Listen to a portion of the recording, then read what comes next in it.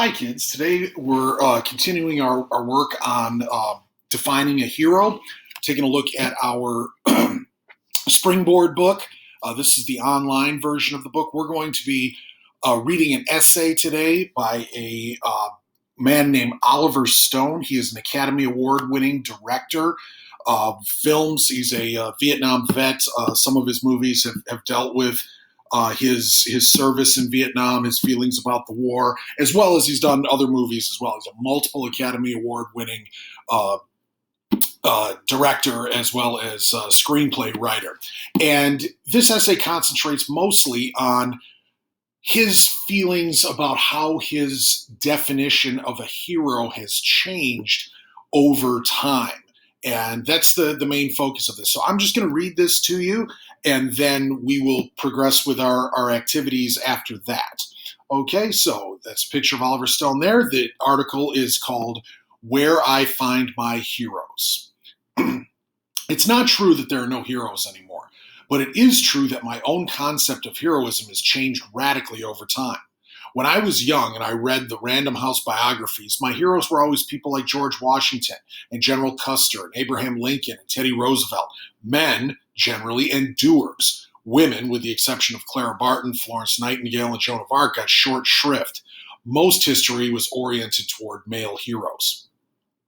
But as I've gotten older, and since I've been to war, I've been forced to re-examine the nature of life and of heroism. What is true? What are the myths? The simple acts of heroism are often overlooked. That's very clear to me not only in war, but in peace. I'm not debunking all of history. Crossing the Delaware was a magnificent action, but I am saying that I think the meaning of heroism has a lot to do with evolving into a higher human being. I came into contact with it when I worked with Ron Kovic, the paraplegic Vietnam vet on Born in the 4th of July.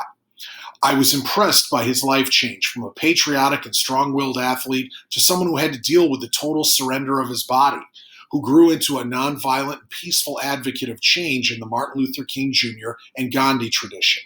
So heroism is tied to an evolution of consciousness. Since the war, I've had children, and I'm wrestling now with the everyday problems of trying to share my knowledge with them without overwhelming them. It's difficult to be a father, to be a mother, and I think that to be a kind and loving parent is an act of heroism. So there you go. Heroes are everyday common people. Most of what they do goes unheralded, unappreciated, and that, ironically, is heroism, not to be recognized. Who is heroic? Scientists who spend years of their lives trying to find cures for diseases. The teenager who says no to crack. The inner city kid who works at McDonald's instead of selling drugs. The kid who stands alone instead of joining a gang, which would give him an instant identity. The celebrity who remains modest and treats others with respect, or who uses his position to help society. The student who defers the immediate pleasure of making money and finishes college or high school. People who take risks despite fears. People in wheelchairs who don't give up. We have a lot of corruption in our society, but we mustn't assume that everything is always basely motivated.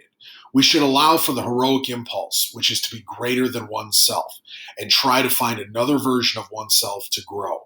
That's where virtue comes from, and we must allow our young generation to strive for virtue instead of ridiculing it. Okay, so we'll take that text and we will move on to our activity, trying to understand exactly what it was that Oliver Stone was talking about, and how what his original definition of heroism was, and then how it changed and what it's become to him now. Okay, so thank you for your attention.